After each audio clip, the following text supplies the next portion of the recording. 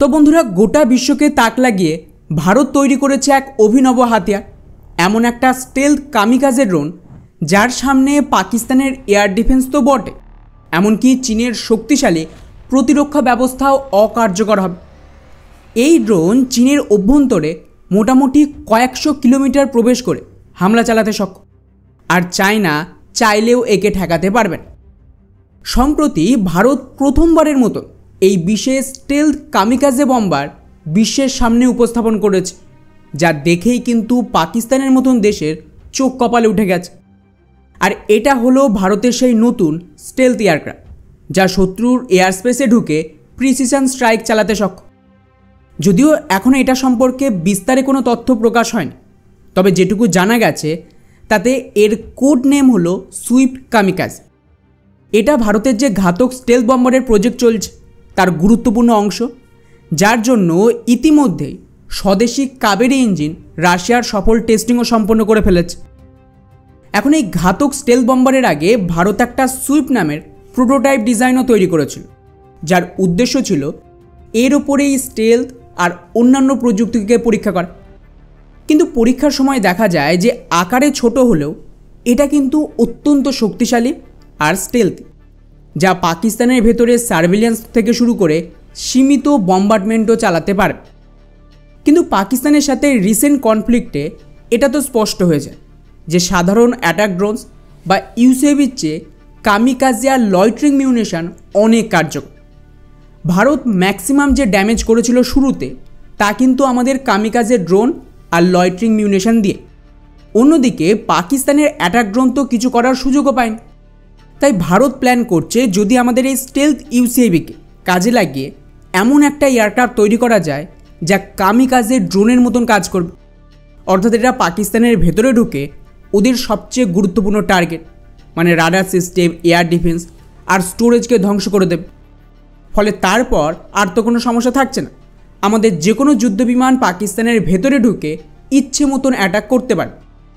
আর বন্ধুরা, এই জন্যই ভারত এই স্টেলথ সুইফট ইউসিএভিকে কামিকাজে মোডে রূপান্তর করছে। এর বিশেষত্ব হলো এটা কোনো মিসাইল বা বম ক্যারি করতে পারবে না, তার জায়গায় এর ভেতরেই কিন্তু ওয়ারহেডকে যুক্ত করা থাকে এবং এটা ডিরেক্টলি শত্রুর এলাকায় ঢুকে শত্রুর রাডার আর এয়ার ডিফেন্সকে খুঁজে তার ওপরে গিয়ে ক্র্যাশ করবে এবং এর ভেতরে যে ওয়ারহেড রাখা রয়েছে তাতে ব্লাস্ট হয়ে পুরো সিস্টেম এবং শত্রুর টার্গেট দুটোই একই সাথে ধ্বংস হয়ে যাবে।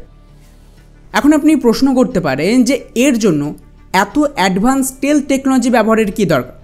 নর্মাল কামিকাজি ড্রোন তো আছে, সেটা সস্তাও হবে আর ভালো কাজও হচ্ছে।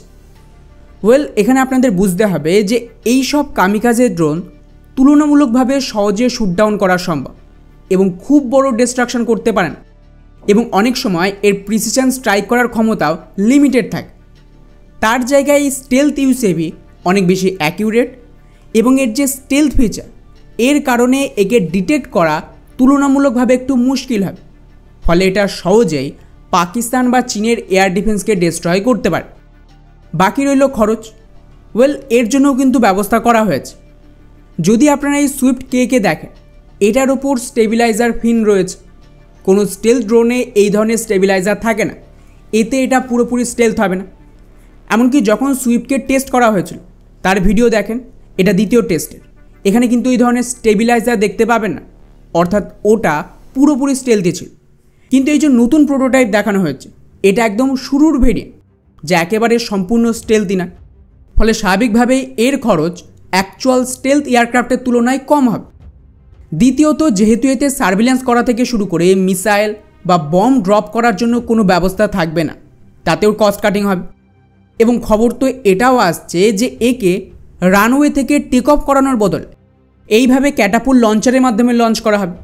ফলে অতিরিক্ত ল্যান্ডিং গিয়ারের দরকারই পড়বে না এবং এইভাবে একাধিক সিস্টেম রয়েছে যার প্রয়োজন কিন্তু এতে নেই।